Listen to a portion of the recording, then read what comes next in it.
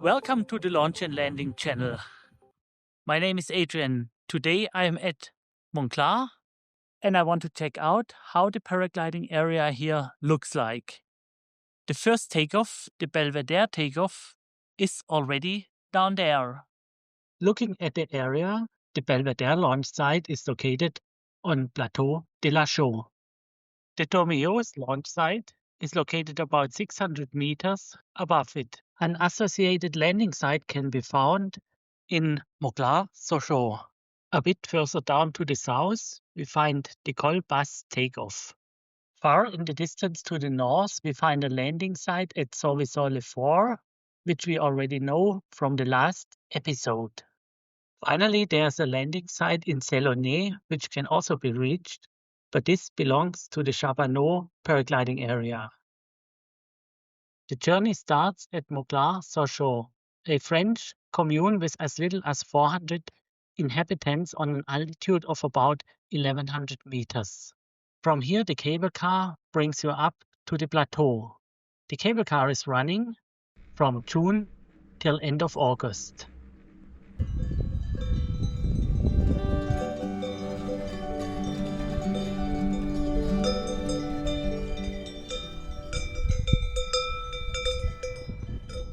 After the ride with the Belvedere cable car, I'm back up on the plateau from where the outskirts of the Alps are visible. The takeoff area is a large open meadow which slopes down only slightly. The cable car to the right-hand side of the starting direction is the only obstacle here. The terrain is really flat, maybe too flat for some of the pilots. Despite a strong wind from the west, this tandem was not able to launch. The takeoff is located on about 1,850 meters. The height difference to the landing, which is to the northwest of the takeoff, is 550 meters. The range behind the takeoff area, up to Mount Dormillouse, is known for its excellent thermals. The wind window for launching is from west to south.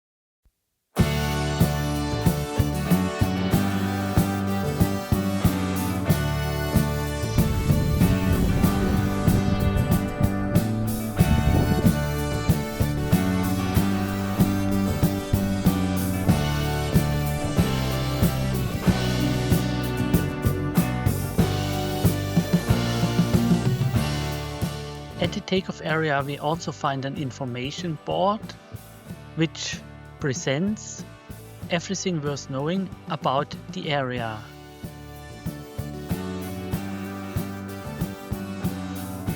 "50 meters further down the hill, there is a takeoff option to the northwest.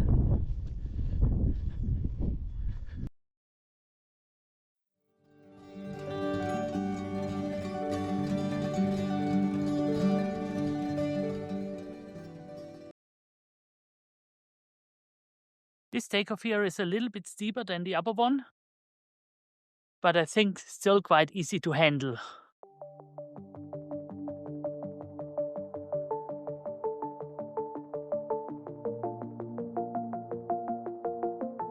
Due to weak conditions at the day of investigation, one pilot from the west takeoff is heading directly to the landing.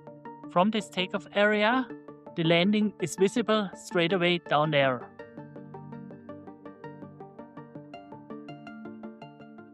Let's continue with the takeoff areas on Mount Dormillouse. From the plateau, it takes about 10 minutes to walk to the second cable car station. A slow but relaxed ride will take us uphill another 500 meters. 20 minutes more and Mount Dormillouse is reached.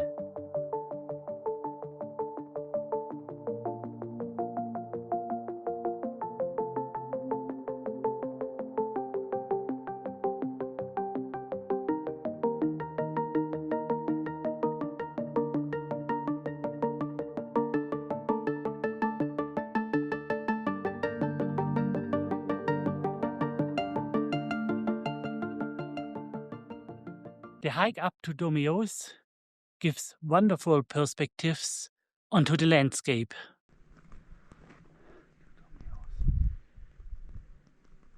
A couple of meters before we are up on Dormillouse mountain, we already find the first windsocks.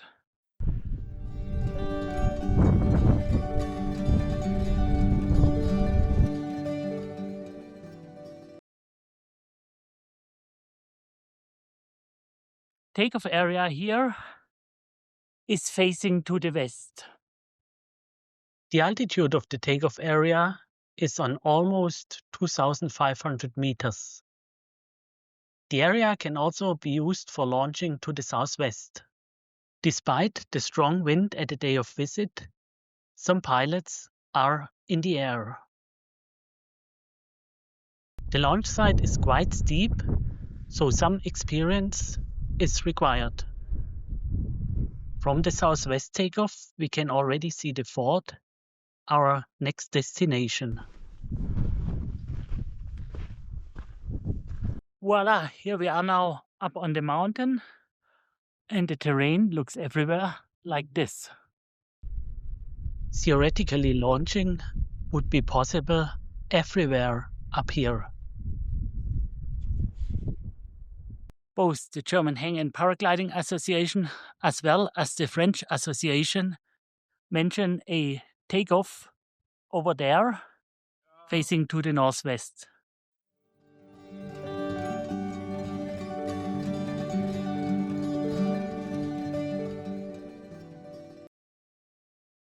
Here we can see the takeoff from a closer perspective.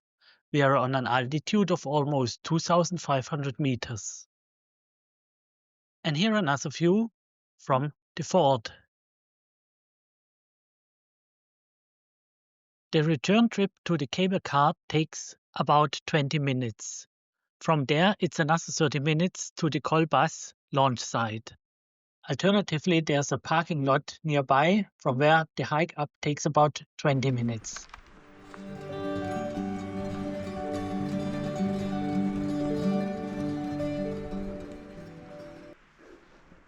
Behind me, we see the windsock of the Col Bas Take Off.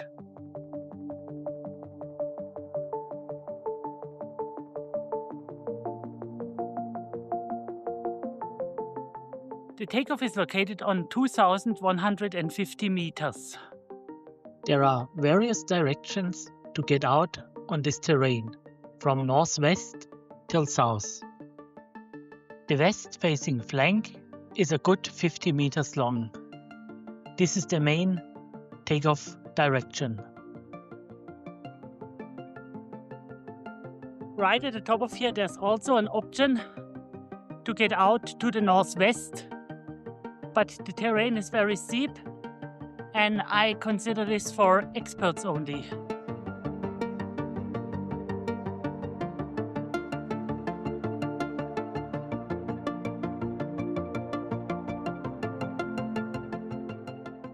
Launching towards the south, from up here, straight away down.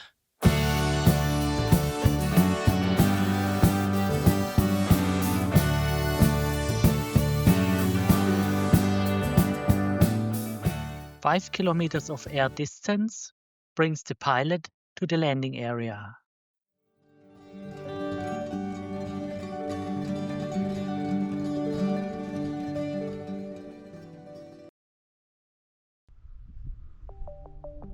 This is the landing area of Montclar.